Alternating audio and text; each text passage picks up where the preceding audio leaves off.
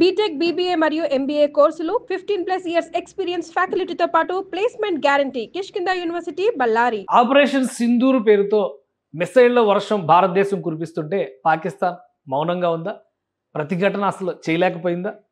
కానీ వాస్తవాలు ఏంటంటే 24 గంటల తర్వాత వెలుగు చూస్తున్నటువంటి అంశాలను బట్టి చూస్తే పాకిస్తాన్ ప్రతిఘటించే ప్రయత్నం చేసింది, కానీ అట్టర్ ఫ్లాప్ అయింది. దీనికి ప్రధానమైనటువంటి కారణం చైనా రాకెట్ తుస్సుమంటాం. ఏంటి ఆ రాకెట్? ఏం జరిగింది అసలు విశ్లేషించేటువంటి ప్రయత్నం చేద్దాం.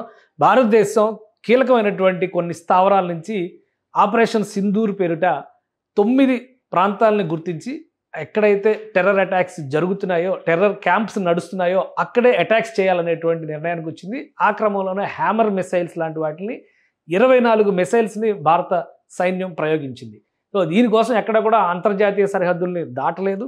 అలానే పాకిస్తాన్ భూభాగంలోకి వెళ్లాల్సినటువంటి అవసరం కూడా రాలేదు.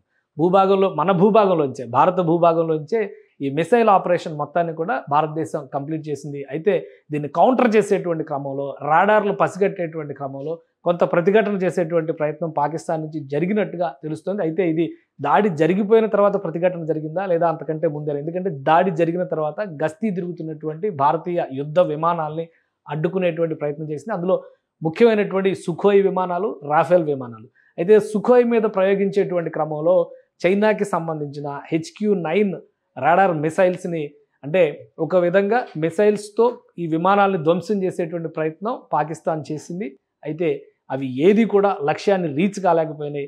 యుద్ధ క్రమంలో జరిగేటువంటి ఈ ప్రక్రియలో ఖచ్చితంగా శత్రువు పంపేటువంటి అస్త్రాలని తప్పించుకుని వెళ్ళడం అనేది యుద్ధ విమానాలకు ముందుగానే శిక్షణ ఇచ్చేటువంటి అంశం. కాబట్టి ఒక్క యుద్ధ విమానానికి కూడా ఇసుమంత కూడా గాయం జరగకుండానే బయటపడినట్టుగా భారత సైన్యం ప్రకటించింది. దానికి కొన్ని ఆధారాలను కూడా రిలీజ్ చేసింది. ఇక చైనా అమ్మినటువంటి మిసైల్స్ గురించి ఇప్పుడు దేశవ్యాప్తంగా కాదు, ప్రపంచవ్యాప్తంగా చర్చ జరుగుతుంది. ఎందుకంటే ఇది HQ-9B అని అప్గ్రేడెడ్ వెర్షన్ కింద ఇటీవల కాలంలో ఈజిప్ట్కి కూడా ఈ మిసైల్స్ని చైనా విక్రయించింది.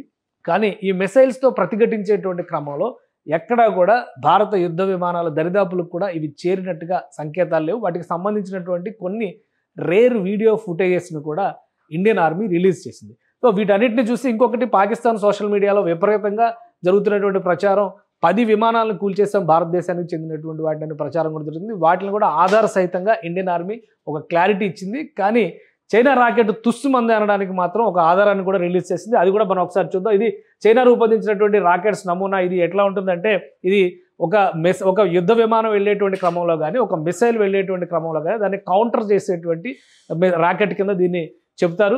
సో HQ-9B మోడల్ ఇవన్నీ కూడా ఒక విధంగా ఏరోడోమ్ టెక్నాలజీ ద్వారా, ఐరన్ డోమ్ టెక్నాలజీ ద్వారా ఎలా అయితే ఇజ్రాయెల్ ఎదురొచ్చేటువంటి మిసైల్స్ని ధ్వంసం చేసేదో అదే తరహాలో రూపొందించింది. దీనిపైన నాటో కూడా స్పెషల్ కోడింగ్ చేసింది. CHSA-9 అనేటువంటి పేరుతో వీటిని స్పెసిఫిక్గా కోడ్ చేశారు. ఇటీవల కాలంలో డెవలప్ చేసినటువంటి రెండవ ప్రపంచ యుద్ధం ముగిసి 70 ఏళ్ళు అయిన సందర్భంగా వీటిని ప్రత్యేకంగా చైనా పెరేడ్లో డిస్ప్లే చేసింది. అప్పటి వరకు ఈ వెపన్ గురించి ఎవరికీ తెలియదు. కానీ పాకిస్తాన్ దగ్గర మాత్రం ఈ వెపన్ ఉంది. అది ఉపయోగించి కూడా నష్టాన్ని భర్తీ చేసుకోలేకపోయామనేటువంటి ఆవేదన పాకిస్తాన్ మిగిలింది. అందుకనే నిన్న ఒకే ఒక్క విమానం పాకిస్తాన్ గగనతనంలో చైనా వైపు వెళ్ళింది అనేటువంటి సమాచారం వచ్చింది. సో అక్కడ ఒక మీటింగ్ జరిగింది అనేటువంటి విషయం పైన కూడా చర్చ జరిగింది. ఇది పాకిస్తాన్ ప్రధానమంత్రితో చైనా బృందం జరిపినటువంటి చర్చల సారాంశం. యుద్ధం జరిగినటువంటి తీరు కావచ్చు, భారత్ చేసినటువంటి దాడి విషయానికి సంబంధించిన అంశాలు కావచ్చు, అలానే పాకిస్తాన్ ఫెయిల్యూర్స్ మీద కూడా ఇందులో రివ్యూ జరిగినట్టుగా సమాచారం ఉంది. అందులో కీలకమైనటువంటి అంశం ఏంటంటే, ప్రతిఘటనకు ఉపయోగించినటువంటి ఈ యాంటీ మిసైల్స్ టెక్నాలజీ మొత్తం కూడా విఫలమైనట్టుగా పాకిస్తాన్ భావిస్తుంది. దీనికి సంబంధించినటువంటి ఒక నమూనా రాకెట్ భారతదేశానికి దొరికింది. ఎలాగా అంటే, సరిహద్దుల్లో ఉన్నటువంటి పంజాబ్, రాజస్థాన్ ప్రాంతాల్లో ఈ మిసైల్స్ ద్వారా ప్రతిఘటన కోసం, అంటే పైన గస్తీ తిరుగుతున్నటువంటి భారతీయ విమానాలపైన ప్రయోగించినటువంటిది ఒక రాకెట్ అసలు పేలకుండా యథాతథ స్థితిలో రాజస్థాన్ సరిహద్దులో దొరికింది.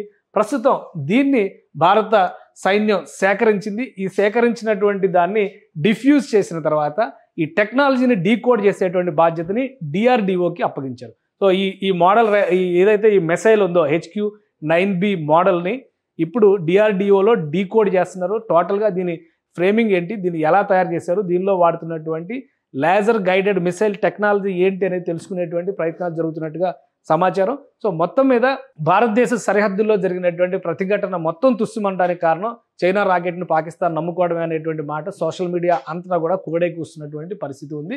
ఈ రాకెట్ టెక్నాలజీలో ఉన్నటువంటి ఫెయిల్యూర్స్ ఏ విషయంలో పక్కన పెట్టినా కానీ ఈ రాకెట్ టెక్నాలజీని ఏ విధంగా అధిగమించాలనేటువంటి విషయం పైన ఇప్పుడు DRDO కసరత్తు చేసేటువంటి అవకాశం ఉంది. దాని ఫలితాలని అధ్యయనం చేసిన తర్వాత అంతకంటే సమర్థమైనటువంటి ఆయుధాలని భారత సైన్యానికి అప్పగించేటువంటి అవకాశాలు ఉన్నాయి. సుమన్ టీవీలో మీ పర్సనల్ అండ్ బిజినెస్ ప్రమోషన్స్ కోసం కింది నెంబర్కి కాంటాక్ట్ చేయండి.